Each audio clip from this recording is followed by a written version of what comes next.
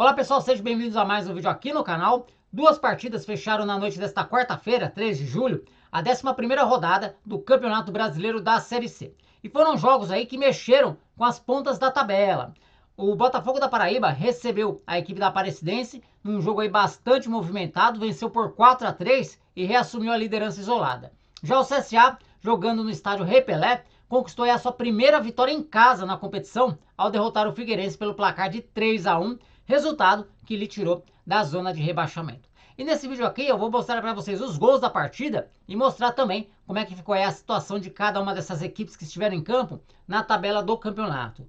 Na quarta-feira, né, eu havia já feito uma live para trazer, né, já o pós-jogo aí dessas duas partidas, porém, nesse vídeo aqui vai ser informações um pouco mais condensadas, né, além de eu estar mostrando para vocês também os gols da partida.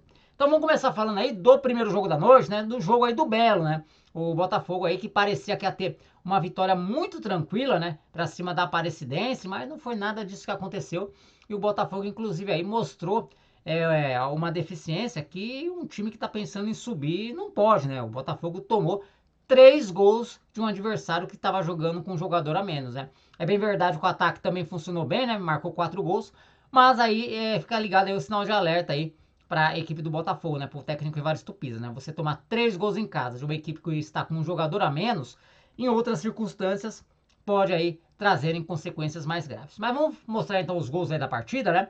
Um dos lances capitais da partida foi esse que vocês estão vendo aí, logo aos 23 minutos, o Vanderlei cometeu uma falta em cima do Jô, né, o capitão da Aparecidense, ele era o último homem, o Jô estava indo em direção ao gol, e ele acabou aí sendo expulso pelo árbitro. E aí, na cobrança da falta, o Pipico aí bateu aí com perfeição, né? Uma bela cobrança de falta do Pipico. E o Pipico fez 1-0 a favor da equipe do Belo. E aí, jogando com um jogador a mais, ficou fácil, né? Daí, aos 35 minutos, após uma atrapalhada monstro da defesa da Aparecidense, né? Como vocês estão vendo aí, a bola sobrou pro Pipico, que marcou aí o segundo dele, 2-0 para a equipe do Botafogo. E tinha mais no primeiro tempo, né? Após aí a batida de escanteio, o Jô, aquele que havia provocado a expulsão do Vanderlei, cabeceou ali, né, com perfeição, fez 3-0, né? Então a impressão que a gente tinha com esses 3-0 no intervalo é que no segundo tempo ia ser 4, 5 para o Botafogo, né? Mas não foi isso que aconteceu, porque logo aos 3 minutos o Rubens acabou aí descontando para o Camaleão, aproveitando aí um cochilo da defesa do Botafogo, né? Ele acabou ali se antecipando aos zagueiros, pegando ali um cruzamento que veio da direita e fazendo aí o primeiro gol da Aparecidense, descontando para 3-1. Aí, aos 10 minutos do segundo tempo, após um bate-rebate na área, o Evandro pegou a sobra para fazer 4-1 para o Botafogo e parecia que agora a reação da Aparecidense tinha ido para água abaixo, né? 3 gols de diferença, jogando fora de casa, com um jogador a menos, mas aos 12 minutos, o Matheus Chaves mandou aí um chute de fora da área, a bola desviou na defesa e morreu ali no cantinho do goleiro Dalton.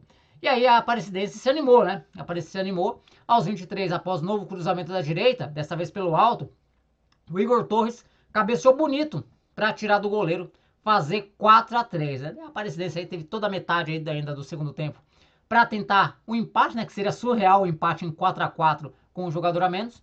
Mas o Botafogo conseguiu se segurar e ainda perdeu aí algumas chances, né? De estar fazendo o quinto gol, né? Então, 4-3 para o Botafogo, resultado super importante. O Botafogo com esse resultado vai a 24 pontos, conforme vocês estão vendo aí na tabela. Assume a liderança do campeonato com um jogo a menos ainda, porém, ele pode ganhar a companhia do Atlético nesta quinta-feira. O Atlético vai fazer aí um jogo atrasado da sexta rodada contra o São José lá em Porto Alegre, e se o Atlético vencer, ele alcança os mesmos 24 pontos que a equipe do Botafogo, mas fica com uma vitória a mais, né? É bem verdade que o Botafogo vai ficar com um jogo a menos, mas o Atlético no desempate ficaria aí na liderança, tomaria a liderança do Belo, né? Até pelo menos o Botafogo fazer esse jogo aí que tá faltando. Já a situação do Camaleão, né, não é das mais confortáveis. A Aparecidense aparece na 15ª colocação com 10 pontos em 10 jogos. A Aparecidense, assim como o Botafogo, também tem um jogo a menos, né, também tem um jogo a fazer contra uma equipe gaúcha.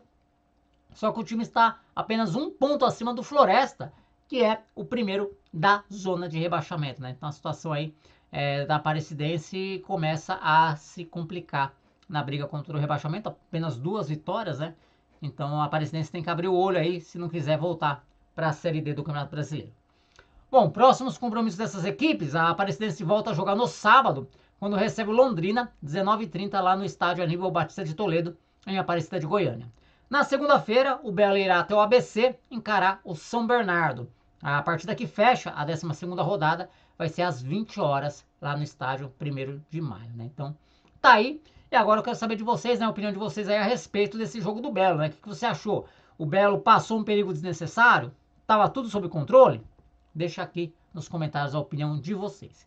E agora vamos passar para outro jogo, né? Porque o CSA finalmente aí conquistou a sua primeira vitória jogando no estádio Rei Pelé. Demorou, mas aconteceu, né? O CSA, que já vinha de uma vitória na rodada passada, foi a primeira no campeonato. Dessa vez aí venceu a equipe do Figueirense pelo placar de 3-1 e com esse resultado deixou a zona do rebaixamento, conforme vocês vão ver daqui a pouquinho aí quando eu apresentar a tabela novamente. O CSA abriu o placar logo cedo, né? Logo aos 6 minutos, após aí uma boa jogada do Gustavinho pelo lado direito. Ele fez o cruzamento rasteiro ali para a entrada da área, onde o Richard chegou batendo e acertou o ângulo do goleiro Juan Carneiro. Um belo gol aí para abrir o placar lá no estádio Rei Pelé. E esse acabou sendo, né, o placar do primeiro tempo. Vitória parcial aí do CSA sobre o Figueirense por 1-0. Aí veio o segundo tempo e logo no primeiro minuto o Figueirense empatou numa jogada um tanto quanto bizarra, né? Após ali um cruzamento na área a meia altura, o zagueiro Matheus Santos tentou ali dar um toquinho de 3 dedos para tirar, né, para afastar, só que a bola acabou batendo nas pernas do Camilo e entrou. Esse era o empate aí do Figueirense. Porém, 2 minutos depois, né, logo na sequência, também aí tivemos um gol um tanto quanto bizarro a favor da equipe do CSA. O Vitor Leque recebeu na esquerda, desceu em velocidade e chutou, né? Mas foi um chute assim, sem muita força. Mas o goleiro Juan Carneiro se atrapalhou todo no lance, foi tentar tirar com a perna e a bola bateu nele e entrou 2-1 a favor aí da equipe do CSA. Só que daí aos 29 minutos, né, justiça seja feita, o Juan Carneiro se redimiu, né? Porque a defesa do Figueirense deu outra atrapalhada e ele ali acabou salvando o que seria o terceiro gol do CSA. Mas aos 31 minutos, o Lucas Marques, em cobrança de falta, né? Bateu a falta, a bola desviou na barreira, foi pro gol. E aí o CSA fechou o placar em 3-1. Importante vitória do CSA, como eu falei, né? Que deixa a zona de rebaixamento. Pensar em classificação, né? Já tá um pouco complicado, porque ontem na live eu tava conversando com o pessoal, né? Daí perguntaram se o CSA podia ainda sonhar com classificação. Fazendo um cálculo assim por cima, o CSA ele tem ainda 8 jogos para fazer. E para ele chegar naquela média, né, de pontuação, vou colocar aqui a pontuação do CSA na tela.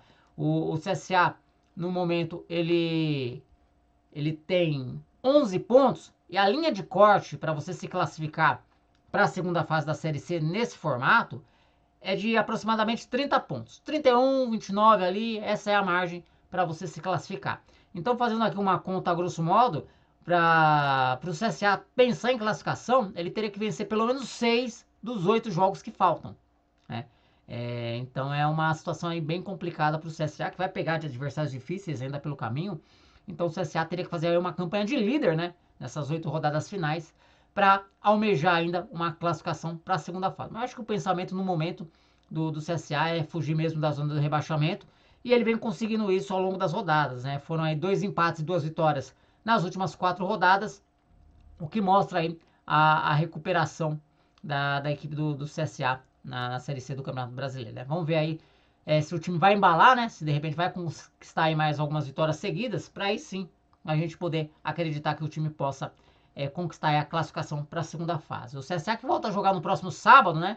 E a gente tá falando aí em briga por classificação.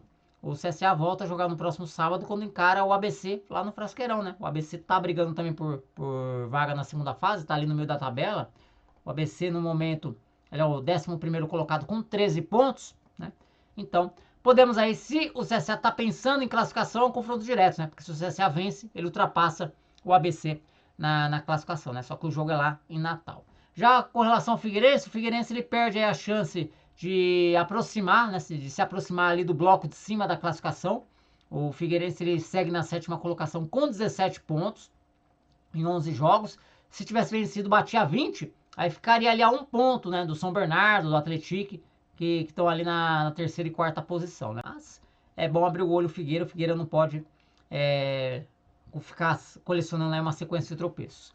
Com relação ao Figueirense, o próximo jogo dele vai ser lá no Orlando Scarpelli contra o Atlético, né? O Atlético que vai jogar nesta quinta-feira, aí domingo vai até... O Atlético vai ficar ali na região sul, né? Ele vai jogar em Porto Alegre nesta quinta, e aí no domingo joga em Florianópolis contra a equipe do Figueirense, né? Então tá aí, próximo jogo do Figueira, né?